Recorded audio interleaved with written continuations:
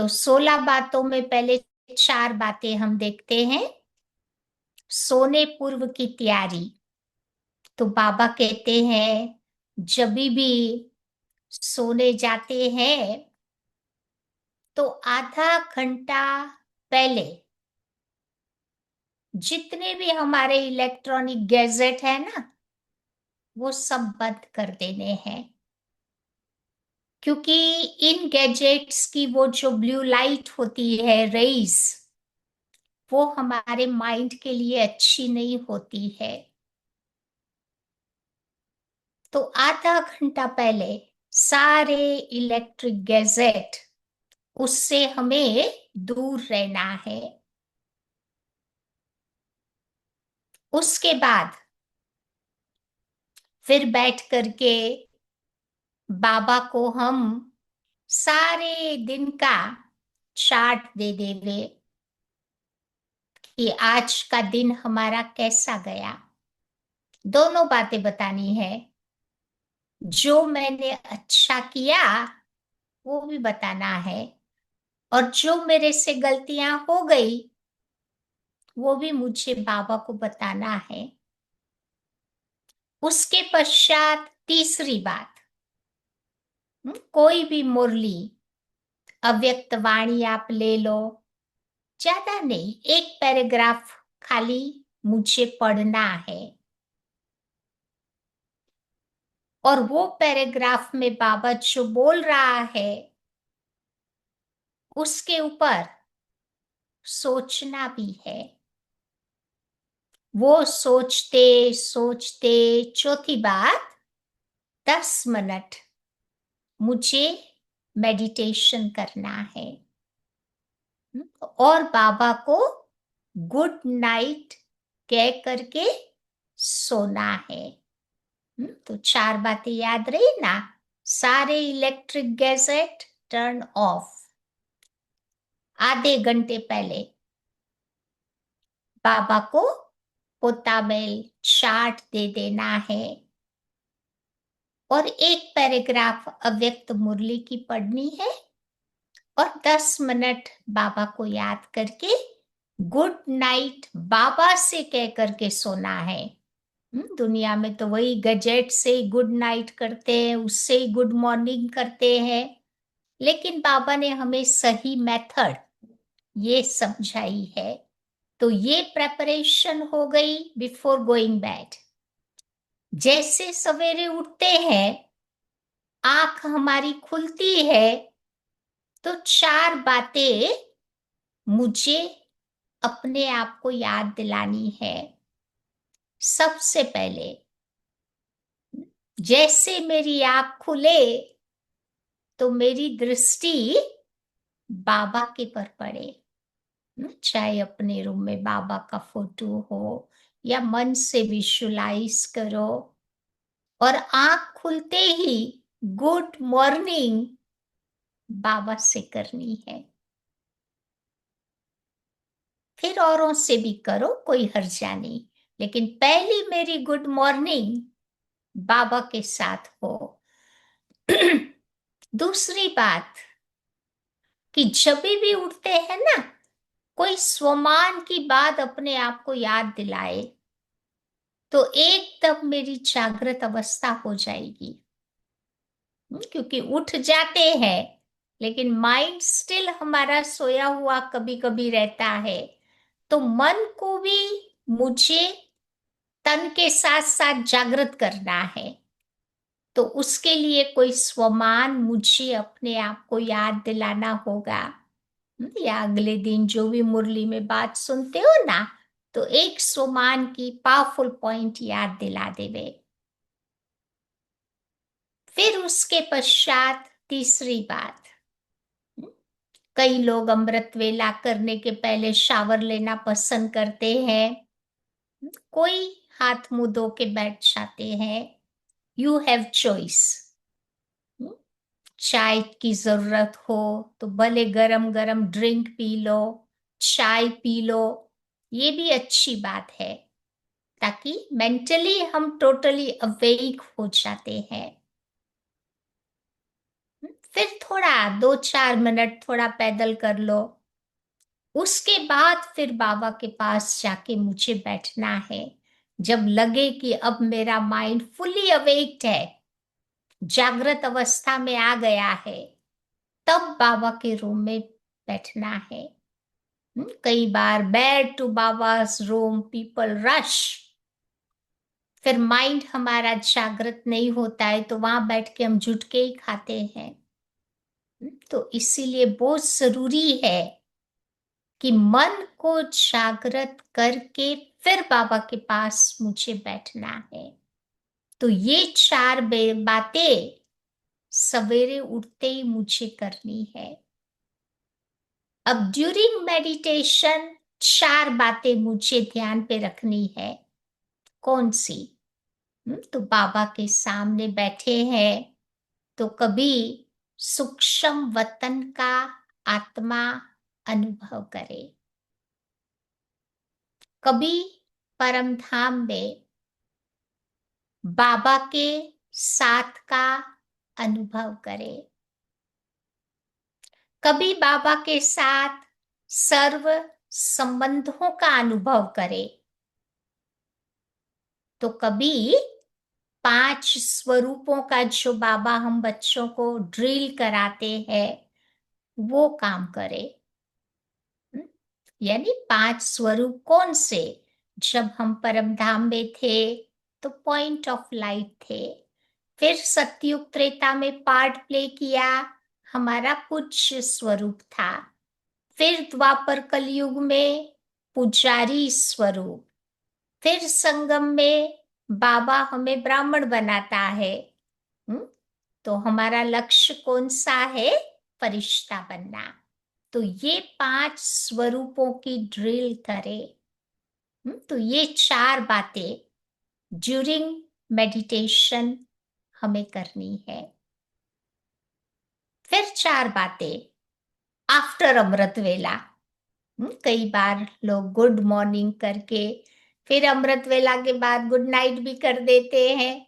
चलो, कभी थके हैं, कभी शरीर ठीक नहीं है, बीमार है, वो अलग बात है। लेकिन बाबा कहते हैं कि एवरीडे सोने की प्रैक्टिस नहीं करनी है। एक बार अमृत वेला उठ गए, बाबा से वो शक्तियां आत्मा में भर ली, तो फिर वो शक्तियां हमारी सोने से उसका लाभ नहीं ले सकते हैं। तो उस शक्तियों का लाभ लेने के लिए मुझे जागृत रहना है। चलो, बाद में दिन में खाना खा के थोड़ा लेटना हो तो लेट सकते हो, रात को जल्दी सो जाओ, ताकि हमारा ये अमृत वेले का समय हमारा अच्छा रहे। तो आफ्टर अमृत वेला चार बातें करनी है। क्या करेंगे? कोई भी एक टॉपिक ले लो, उसके ऊपर बैठ करके मुझे विचार सागर मंथन करना है, ज्ञान की गहराई में जाना है। दूसरी बात, आजकल ऑनलाइन कितना मटेरियल अवेलेबल है, पूरी सुनामी आई पड़ी है, जो चाहिए सो मिल सकता है। तो कोई हमारे सीनियर भाई बहनों के क्लासेस हम सुने।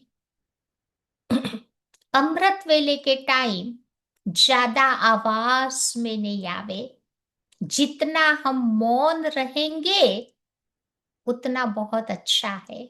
क्योंकि बाबा ने 4 से 8 का टाइम, वो 4 घंटा बहुत पावरफुल होता है। वो 4 घंटे को मैंने संभाल लिया तो सारा दिन मेरा अच्छा ही जाएगा, कोई प्रॉब्लम नहीं आ सकती।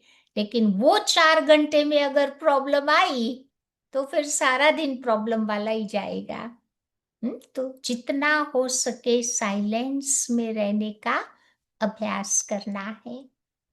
और फिर चौथी बात बाबा कहते हैं कि थोड़ी एक्सरसाइज करे, लाइट एक्सरसाइज, ब्रीदिंग करो या थोड़ा चलो, जो भी आपको आपके शरीर अलाउ करता है।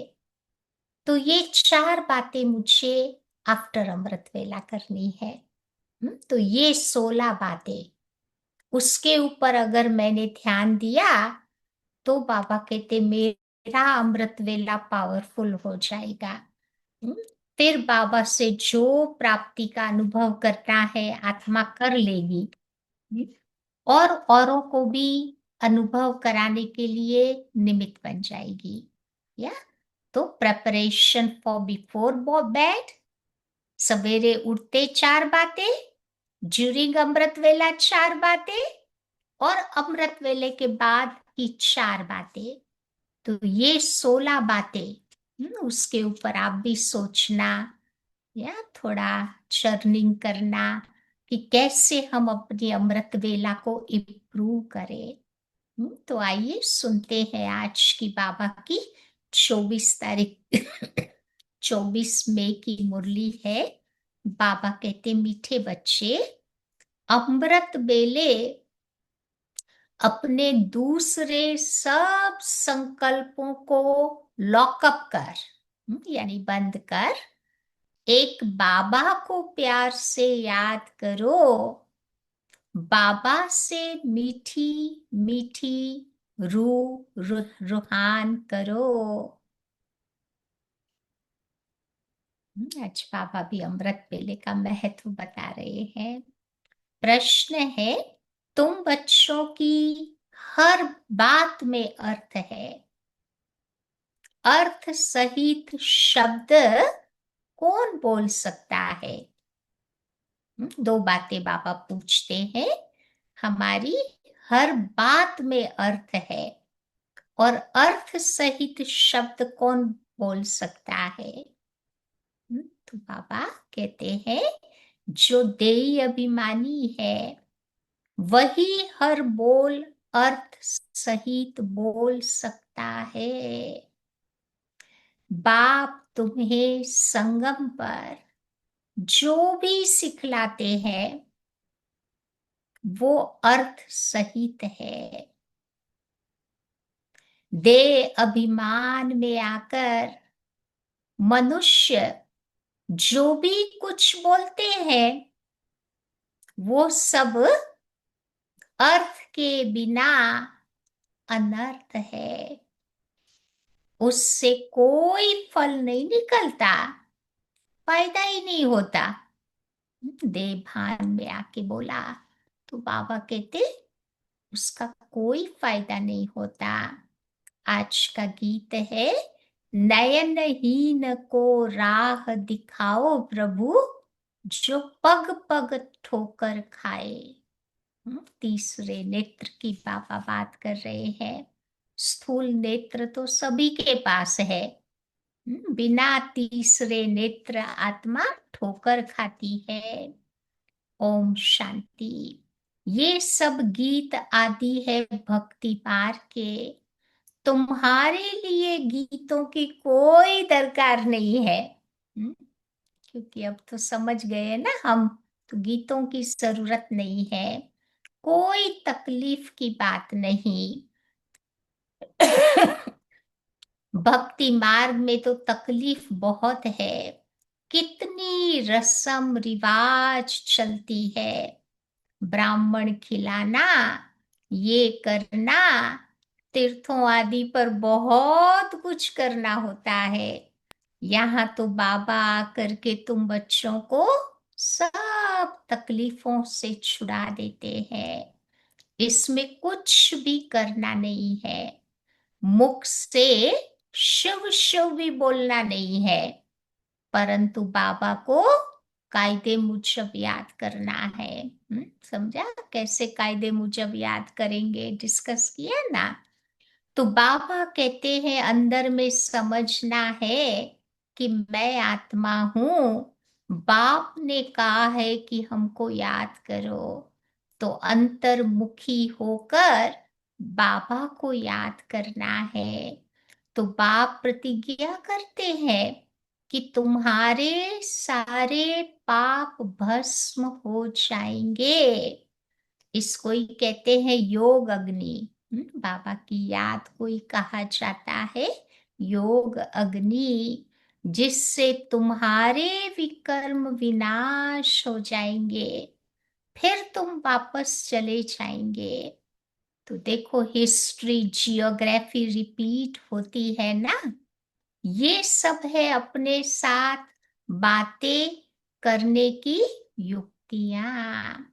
तो अपने साथ रूहान करते रहो। बाबा कहते हैं कि मैं कल्प कल्प तुमको ये युक्ति बताता हूँ, ये भी जानते हैं कि धीरे धीरे ये झाड़ वृद्धि को पाएगा। माया का तूफान भी इस समय है, जबकि मैं आकर तुम बच्चों को माया के बंधन से छुड़ाता हूँ। अब सतयुग में तो कोई बंधन नहीं होता, वहां माया ही नहीं है, तो बंधन भी नहीं होते। ये पुरुषोत्तम युग अभी तुमको अर्थ सहित बुद्धि में है। यहाँ हर बात देखो अर्थ सहित ही है। दे अभिमानी जो बात करेंगे सो अनर्थ होगी, तो उसका अर्थ नहीं निकलेगा। लेकिन देय अभिमानी बच्चे जो बात करेंगे वो अर्थ सहित होगी, उनसे फल निकलेगा। तो अब भक्ति मार्ग में कितनी डिफिकल्टी होती है। समझते हैं तीर्थ यात्रा करना, ये करना, ये सब भगवान के पास पहुंचने के रास्ते हैं। परंतु बच्चों ने अब समझा है कि वापस कोई एक भी जा नहीं सकता। सबको बाबा कहते यही आना है।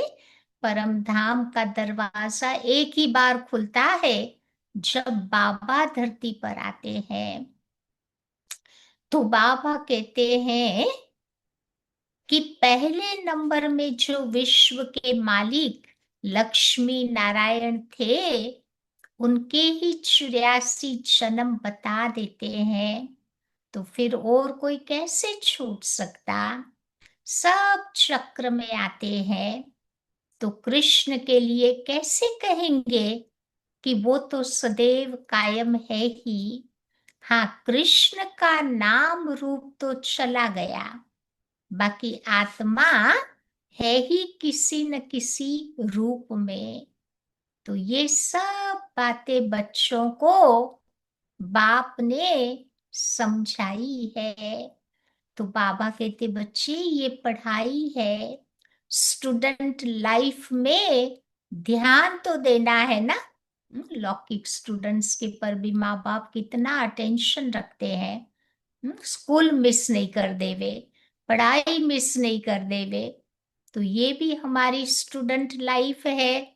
तो रोज रोज बाबा हम बच्चों को भी कितना एनकरेज करते ही रहते हैं, ताकि हम भी अच्छी तरह पढ़ाई करते रहे। तो बाबा कहते रोजाना टाइम मुकर्रर कर दो अपना चार्ट लिखने का भी। रोज का हमारा टाइम फिक्स्ड है ना, मॉर्निंग टाइम, यही टाइम हमें सब साथ में बैठ के स्टडी करते हैं। और रात को फिर बाबा को हिसाब किताब देते हैं, चार्ट लिखते हैं। अब व्यापारी लोगों को बहुत बंधन रहता है, नौकरी करने वालों पर बंधन नहीं होता। वो तो अपना काम पूरा किया, फिर खलास। बिजनेसमैन के पर बहुत झंझट होती है ना, क्योंकि अपना बिजनेस होता है तो कितना ध्यान रखना पड़ता है।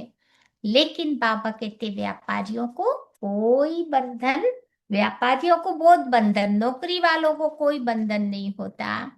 व्यापारियों के पास तो कभी ग्राहक आए तो सप्लाई भी करना पड़ता है। एनी टाइम लोग आ जाते हैं ना, 24/7 उनको हाजिर रहना पड़ता। तो बाबा कहते फिर उनका बुद्धि योग बाहर चला जाता। तो कोशिश करके समय जरूर निकालना चाहिए।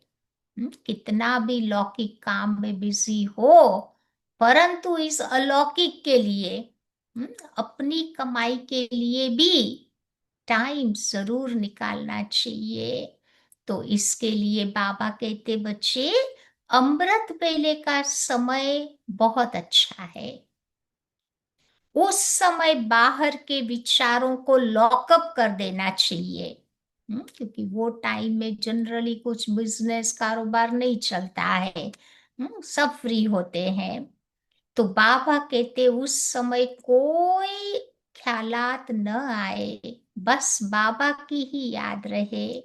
बाप की महिमा में लिख देना चाहिए कि बाबा ज्ञान का सागर, पतित पावन है।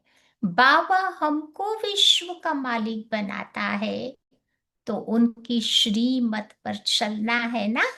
सबसे अच्छी मत बाबा से मिलती है, वो है मन मना भव। दूसरा कोई बोल न सके। तो कल्प कल्प तुम बच्चों को ये मत मिलती है, तमो प्रधान से सतो प्रधान बनने की।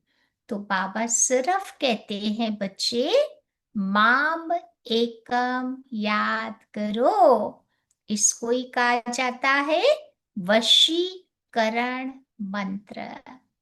अर्थ सहित बाबा को याद करने से तुम्हें बहुत खुशी होगी।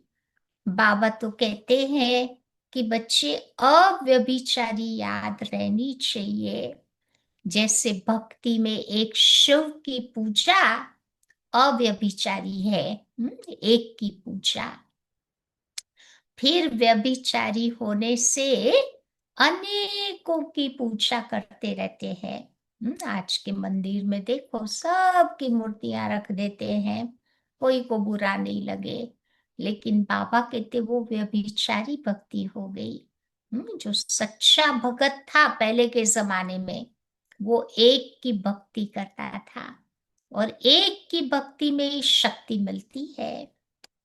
तो पहले थी अद्वैत भक्ति, एक की भक्ति। ज्ञान भी उस एक का ही सुनना है। तुम बच्चे जिसकी भक्ति करते थे, वो स्वयं तुम्हें बैठ समझा रहे हैं कि हे मेरे मीठे मीठे बच्चे, अभी मैं आया हूं। तो ये भक्ति मार्ग अभी पूरा हुआ। तुमने ही पहले पहले शिव बाबा का मंदिर बनाया। उस समय तुम अव्यभिचारी भगत थे। यानी द्वापर युग की शुरुआत में हम अव्यभिचारी भगत थे, इसलिए तुम बहुत सुखी थे। फिर व्यभिचारी भगत बनने से द्वैत में आ गए। अनेकों को याद करने लगे। फिर थोड़ा थोड़ा दुख होता है। एक बाबा को तो सबको सुख, एक बाबा तो सबको सुख देने वाला है ना। बाबा कहते हैं बच्चे, मैं आकर के तुम्हें मंत्र देता हूं, तो मंत्र भी तुम एक का ही सुनो। यहाँ देहधारी तो कोई भी नहीं है। यहाँ तुम बच्चे आते ही हो बाप दादा के पास। शिव बाबा से ऊंच कोई है ही नहीं। याद भी तो देखो सब उसको करते हैं ना। यही भारत स्वर्ग था, तब लक्ष्मी नारायण का राज्य था। अब उनको ऐसा किसने बनाया? लक्ष्मी नारायण को इतना श्रेष्ठ किसने बनाया? तो जिसकी तुम पूजा करते हो, किसी को भी पता नहीं कि महालक्ष्मी कौन है। महालक्ष्मी का आगे का जन्म कौन सा था, ये भी नहीं जानते। लेकिन तुम बच्चे जानते हो कि वो है जगत अम्बा। तुम सब माताएं हो। तभी तो बाबा कहते हैं, सब माताओं को क्या कहते हैं बाबा?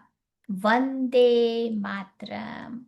सारे जगत पर तुम अपना दांव जमाती हो। भारत माता कोई एक का नाम तो है नहीं। तुम सब शिव से शक्ति लेते हो, योग बल से। और शक्ति लेने में ही ये माया फिर इंटरफियर करती है। युद्ध में कोई अंगूरी लगाते हैं तो तुम्हें तो बहादुर होकर के लड़ना चाहिए ना। युद्ध में कोई गुस्सा मार देता है, कोई क्या करता है, तो बाबा कहते बहादुर होकर लड़ना चाहिए। ऐसे नहीं कि कोई ने अंगूरी लगाई और तुम फंस पड़ो। ये तो है ही माया की युद्ध। बाकी कोई कौरव और पांडवों की युद्ध तो है नहीं, उनकी तो आपस में युद्ध है। मनुष्य जब लड़ते हैं तो एक दो गज जमीन के लिए गला भी काट देते हैं, मर्डर भी कर देते हैं ना। तो बाबा आकर के समझाते हैं कि बच्चे ये सब ड्रामा बना हुआ है।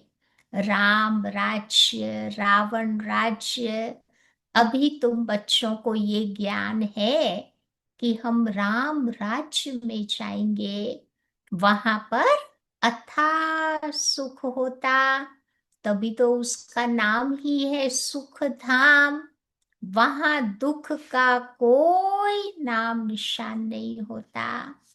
अब जबकि बाप आए हैं ऐसी राजाई देने, तो बच्चों को कितना न पुरुषार्थ करना चाहिए। बाबा कहते बच्चे मैं घड़ी घड़ी तुमको कहता हूँ।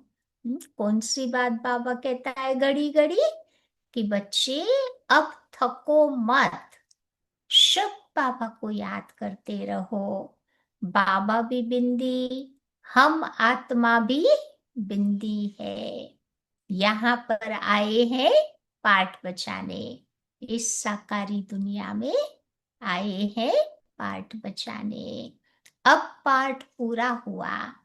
अब बाप कहते हैं कि मुझे याद करो तो तुम्हारे विकर्म विनाश होंगे।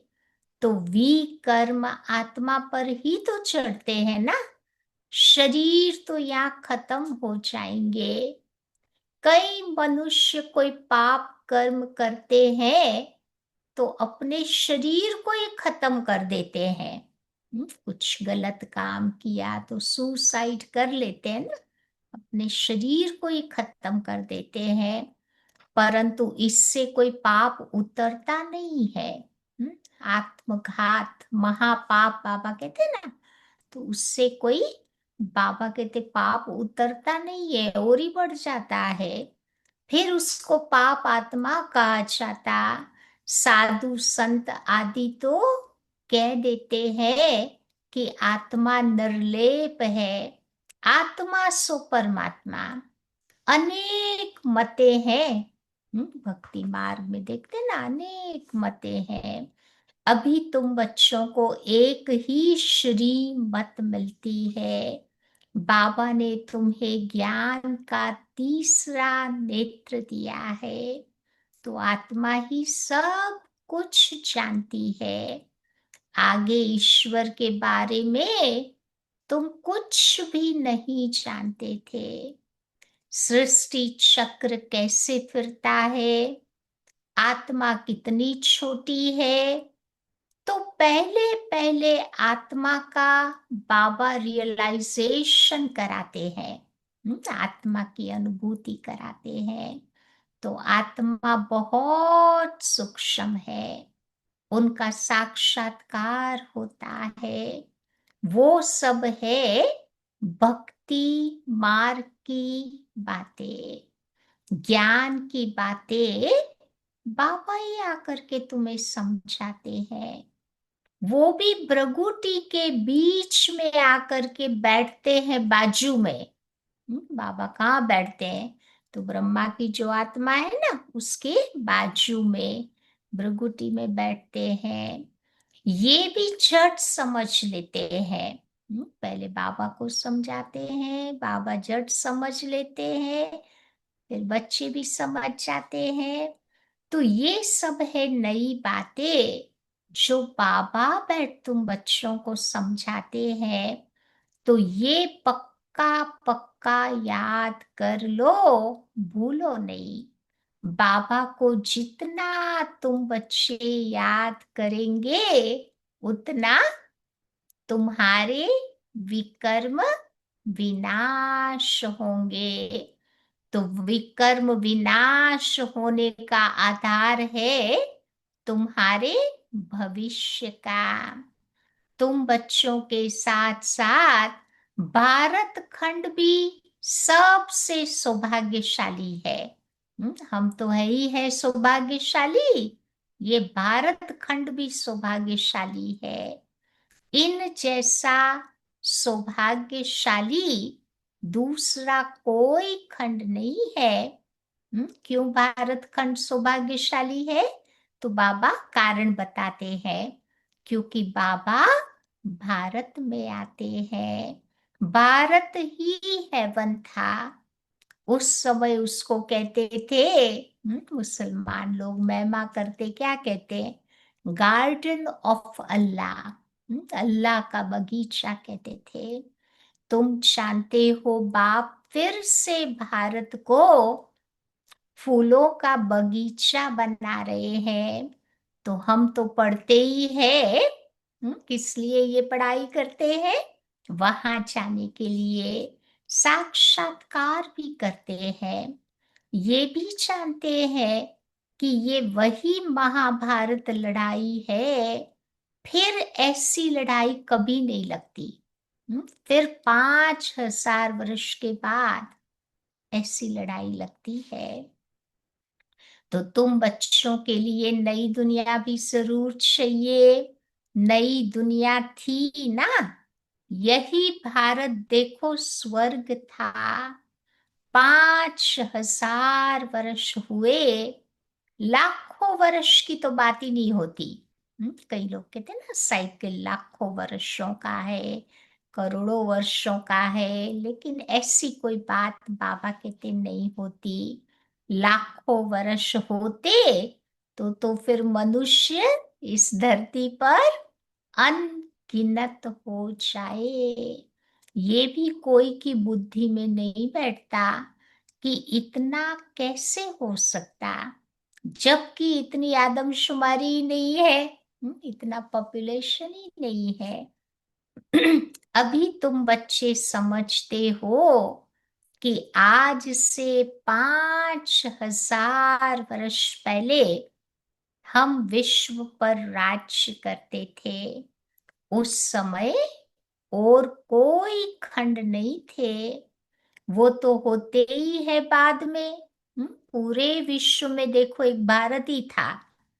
और सारे कॉन्टिनेंट तो बाद में आए। तो तुम बच्चों की बुद्धि में ये सब बातें याद है, और किसी की बुद्धि में ये बिल्कुल नहीं है। थोड़ा भी इशारा दो तो समझ जाएंगे कि बात तो बरोबर है। हमारे पहले जरूर कोई धर्म था। अभी तुम बच्चे समझा सकते हो कि एक आदि सनातन देवी देवता धर्म था। वो धर्म भी इस समय प्रायः लोप हो गया है। अभी पूरा झाड़ खड़ा है, लेकिन झाड़ का जो फाउंडेशन देवी देवता धर्म था, वो बाबा कहते बिल्कुल खत्म हो गया है।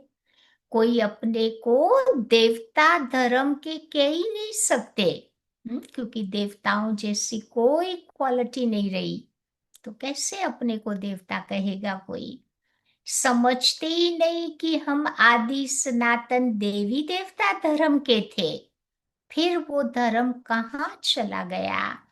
फिर हिंदू धर्म कहाँ से आया? देवी देवता धर्म वालों ने ही अपने को हिंदू धर्म का कह दिया।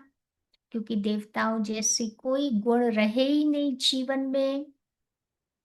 तो कोई का भी इन बातों में चिंतन नहीं चलता। तुम बच्चे समझा सकते हो कि बाबा तो है ज्ञान का सागर, बाबा है ज्ञान की अथॉरिटी। तो जरूर आकर के उसने ज्ञान सुनाया होगा ना। ज्ञान से ही तुम्हारी सद्गति होती, इसमें प्रेरणा की कोई बात नहीं।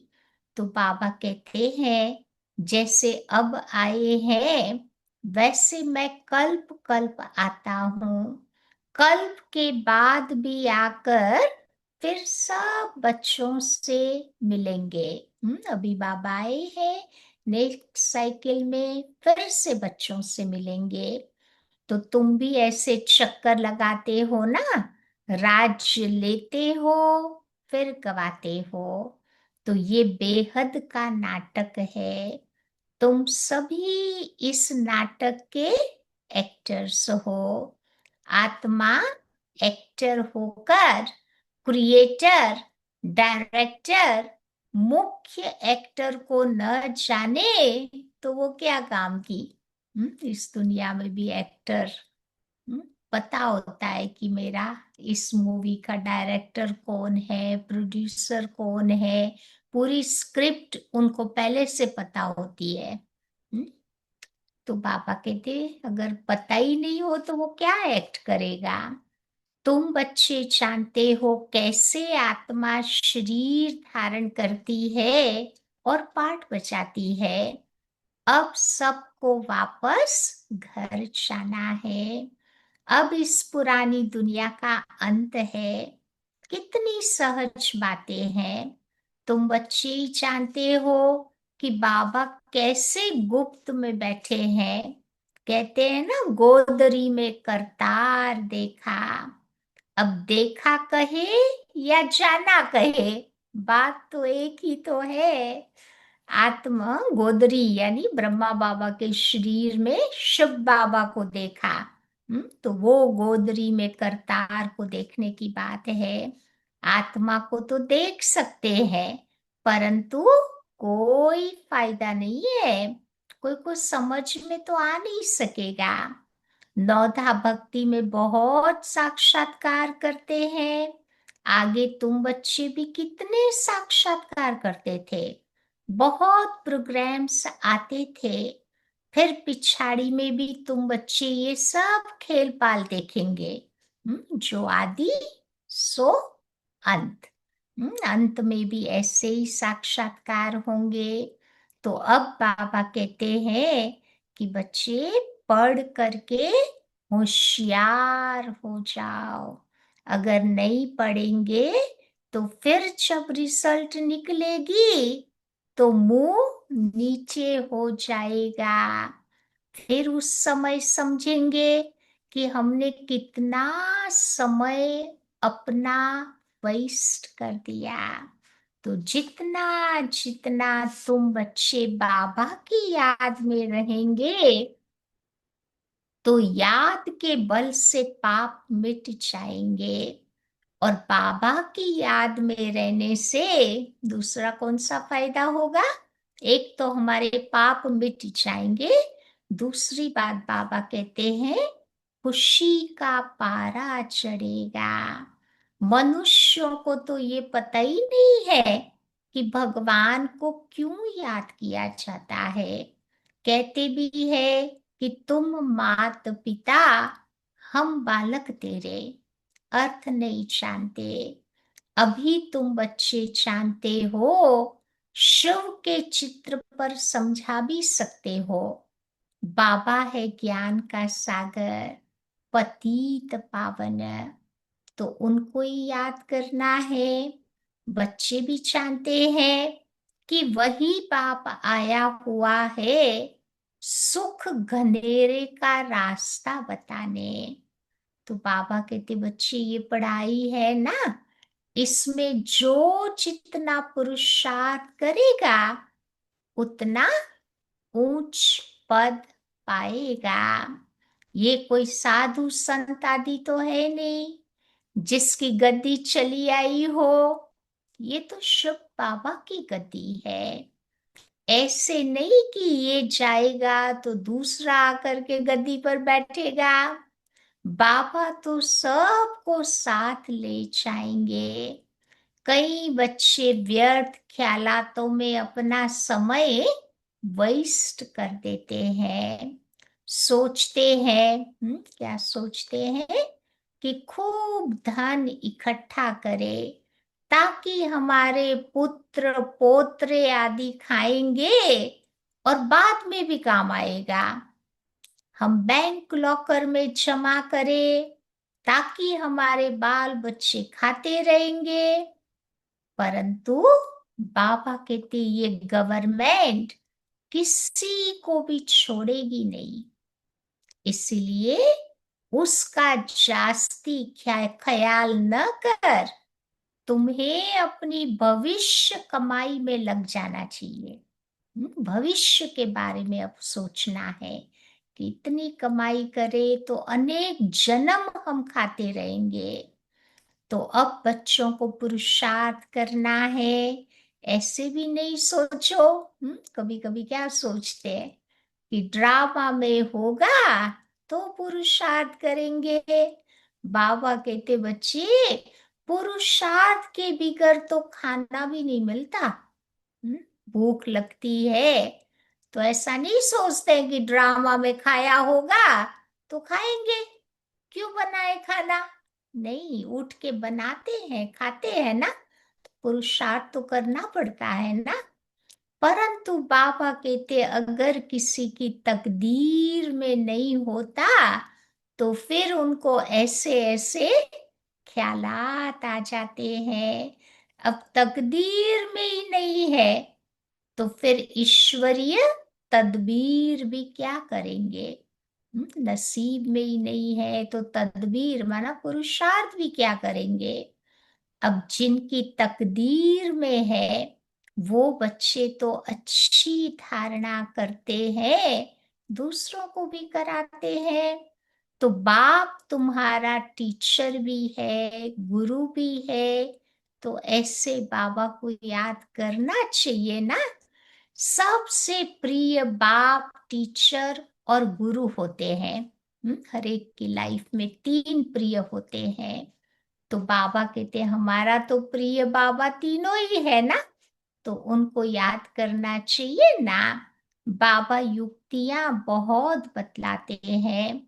तुम साधु संत आदि को भी निमंत्रण दे सकते हो। अच्छा, मीठे मीठे सिकिलते बच्चों प्रति मात पिता बाप दादा का याद प्यार और गुड मॉर्निंग। रूहानी बाप की रूहानी बच्चों को नमस्ते, और रूहानी बच्चों की रूहानी बाप को याद प्यार और नमस्ते। आज की धारणा की बात है। पहली बात बाबा बताते हैं पुरुषार्थ कर अपनी भविष्य कमाई में लग जाना है। ड्रामा में होगा तो कर लेंगे, ये कहकर पुरुषार्थहीन नहीं बनना है। ड्रामा में होगा तो पुरुषार्थ करेंगे, ये बाबा कहते थिंकिंग हमें पुरुषार्थहीन बना देगी। दूसरी बात, सारे दिन में जो भी पाप होते हैं या किसी को दुख देते हैं तो नोट करना है। सच्चाई से बाप को सुनाना है। साफ दिल बन एक बाप की याद से सब हिसाब किताब चुकतू करने हैं। आज का वरदान है ताज और तख्त को सदा कायम रखने वाले निरंतर स्वतः योगी भव। वर्तमान समय बाप द्वारा सभी बच्चों को ताज और तख्त मिलता है। ताज और तख्त, अभी का ये ताज व तख्त अनेक जन्मों के लिए ताज और तख्त प्राप्त कराता है। तो विश्व कल्याण की जिम्मेवारी का ताज, कौन सा ताज पहनाया है बाबा ने? सारे विश्व की आत्माओं का कल्याण करना है, तो ये ताज हो गया। और बाप दादा का दिल तख्त सदा कायम रहे, तो निरंतर योगी बन जाएंगे। भगवान के दिल रूपी तख्त पर बैठने वाले सदा योगी बन जाएंगे। उन्हें किसी प्रकार की मेहनत करने की बात नहीं होती, क्योंकि एक तो संबंध समीप का है, दूसरा प्राप्ति अखुट है। जो भगवान के प्यारे बन जाते हैं ना, तो उनका समीप का संबंध हो जाता, प्राप्ति भी अखुट होती। और जहां प्राप्ति होती है, वहां याद स्वतः होती ही है। स्लोगन: प्लेन बुद्धि से प्लेन्स को प्रैक्टिकल में लाओ, तो सफलता समाई हुई है। बुद्धि को प्लेन बुद्धि बनाओ। अंदर में बाबा कहते भारीपन होगा, तो फिर हमारे प्लान्स बाबा कहते सफलता नहीं प्राप्त करेंगे। आज की अव्यक्ति पॉइंट है, दुख अशांति की उत्पत्ति अपवित्रता से होती है, और जहां अपवित्रता नहीं, वहां दुख अशांति कहाँ से आई। तो आप सब पतित पावन बाप के बच्चे मास्टर पतित पावन हो, तो जो औरों को पतित से पावन बनाने वाले हैं, वो स्वयं तो पावन होंगे ही। तो ऐसी पावन पवित्र आत्माओं के पास सुख शांति स्वतः है। तो सबसे बड़े ते बड़ी महानता है ही पावन बनना। और आज भी इसी महानता के आगे सिर झुकाते हैं दुनिया के बड़े बड़े लोग। पवित्र आत्माओं के आगे सिर झुकाते हैं। तो जहाँ पवित्रता है, वहां सुख शांति है। तभी तो कहते हैं ना, purity is the mother of peace and happiness. ठीक है, तो आज बाबा ने ताज भी दे दिया, तख्त भी दे दिया। बाबा के दिल रूपी तख्त पर बैठ करके बाबा को बहुत प्यार से याद करना है, तो आत्मा अनेक प्राप्तियों का अनुभव करेगी। ठीक है, तो आज सोचना अमृत वेला के बारे में थोड़ा गहराई से, जो हमने डिस्कस किया ना, कि कैसे हम अपनी अमृत वेला को एंजॉयबल बनाए, पावरफुल बनाए। ठीक है, तो ये थी आज की बाबा की